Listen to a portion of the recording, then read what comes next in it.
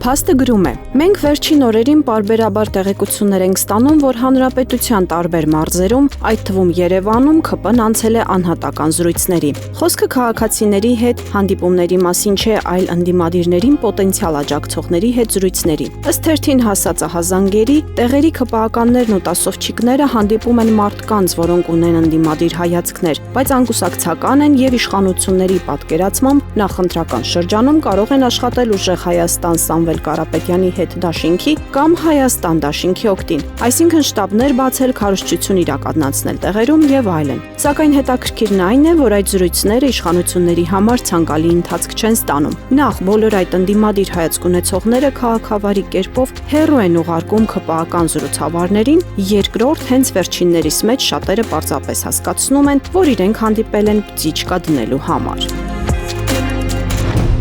Հրապարակը գրում է. տեղեկատվական անվտանգության եւ կրիպտոգրաֆիայի ազգային կենտրոն ՊՕԱԿ-ի կառավարումն իրականացնում է բարձր տեխնոլոգիաների արդյունաբերության նախարարությունը։ ՊՕԱԿ-ը ըստ իրավաբանական անձանց ռեգիստրի տվյալների նախորդ տարվա հունիսից է սկսել իր գործունեությունը։ Կառավարության որոշմամբ այս ՊՕԱԿ-ին նախորդ տարի հատկացվել էր 371 միլիոն 840 հազար դրամ։ Այս տարի ֆինանսավորումն աճել է, հասնելով աստղաբաշխական թվերի։ Կառավարությունը երկու պայմանագրով հաստատել է ՊՕԱԿ-ին 438 միլիոն 518 հազար դրամ գումար հատկացնելու որոշումը։ Ըստ պաշտոնական բարձաբանման, կազմակերպության գործունեությունը նպաստում է Հայաստանի Հանրապետության տեղեկատվական անվտանգության ոլորտում միասնական մոտեցումների ձևավորմանը, պետական համակարգերի պաշտպանվածության բարձրացմանը եւ թվային միջավայրի կայուն ու վստահելի զարգացմանը։ Սակայն չնայած հատկացված ահռելի միջոցներին, Հայաստանում ակնառու են տեղեկատվական անվտանգության լուրջ խնդիրներ։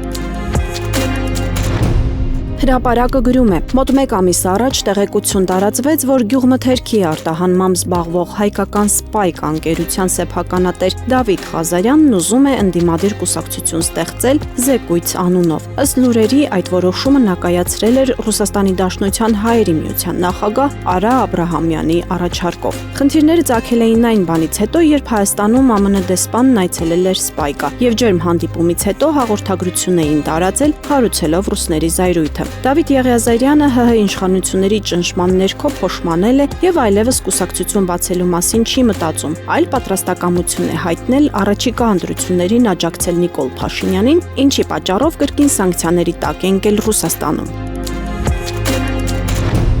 Փաստինֆոն գրում է. մինչ իրավապահները կանգնեցնում են Սամվել Կարապետյանի լուսանկարով ավտոբուսները կամ աշխատավարձը ներկայացնում որպես ընտրակաշարք, ՔՊ-ն իր քարոզչության համար ծառայեցնում է իշխանության լծակները, արտոնությունները։ ՔՊ-ական սրտիկներով ավտոբուսները ոչ միայն ազատ երթևեկում են, որոնց համար ճանապարհ են բացում պարեկները, այլև շարված են հանրապետության հրապարակում, որտեղ թույլատրվում է միայն կառավարական մեքենաների կայանումը։ Ըստ էության, սա վարչական ռեսուրսի կիրառման տիպիկ օրինակ է, քանզի Նիկոլ Փաշինյանը եւ գործող իշխանությունները օգտվելով իրենց պաշտոնական դիրքից առավելություն են ստանում։ Վարչական ռեսուրսը քաղաքական պաշտոնյաների եւ հանրային այլ ծառայողների տնօրինության տակ գտնվող իրավական, մարդկային, ֆինանսական, նյութական եւ ոչ նյութական միջոցներն են։ Ընտրություններին դրանց օգտագործումը հօգուտ որևէ քաղաքական ուժի բերում է անհավասար պայմաններ։ Արդյոք որևէ այլ քաղաքական ուժի կթույլատրվի իրենց քարոզչական մեքենաների կայանումը կառավարության հենց մուտքի մոտ, հարցնում է կայքն ու պատասխանում. Իհարկե ոչ, սա միայն ու միայն ՔՊ-ի մենաշնորհն է,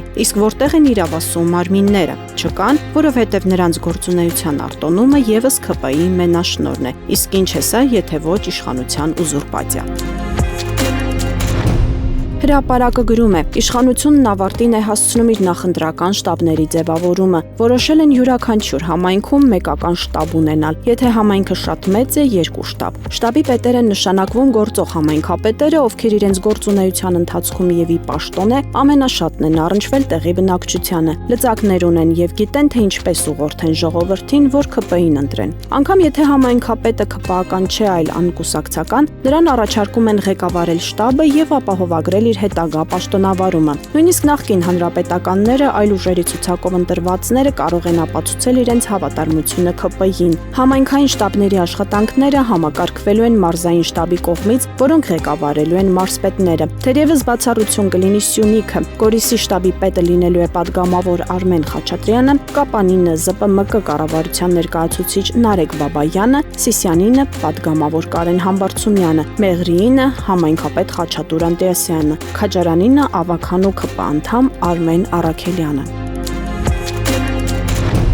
Փաստը գրում է. այն, ինչ կատարվում է այս օրերին 18-ամյա դպրոցական Դավիթ Մինասյանի հետ, ավելին է, քան պարզապես կանխամտածված դաժանությունը եւ խոշտանգումը։ Խոսքային երիտասարդի մասին է, որին հրմշտել ու դեմքին հարվածել են անցած կիրակի Սուրբ Աննա եկեղեցի ներխուժած Փաշինյանին ուղեկցող նրա թիկնապահները։ Տարածվում է, թե Դավիթ Մինասյանն էլ իբր փորձել է հարվածել Փաշինյանին։ Հատկանշական է, որ փաշինյանական քարոզիչներն իրենց կուռքի հրահրած հրմշտուքի պայմաններում կատարվածը ներկայացնում են համարյա գրեթե որպես մահափորձ։ Եվ ահա արդեն 2-3 օր է, ինչ կանոնավոր բժշկական հսկողության կարիք ունեցող 18-ամյա տղային փաշինյանական ռեժիմի կամակատար դատաիրավական համակարգի տարբեր օղակները ուղղակիորեն տանջում եւ խոշտանգում են, տալով կալանքի որոշում։ Ապա այս բանդից այն մի բանդը տեղափոխելով, գործնականում զրկելով ժամանակին նորմալ բուժօգնություն ստանալու հնարավորությունից։ Իսկ երեք ընդհանրապես այնքան էր վատացել երիտասարդի վիճակը, որ շտապ տեղափոխվել էր հիվանդանոց։ Տեղի ունեցողն առաջին հերթին թողնում է այնպիսի տպավորություն, որ սա Փաշինյանի անձնական վրեժխնդրության, քինախնդրության դրսևորում է,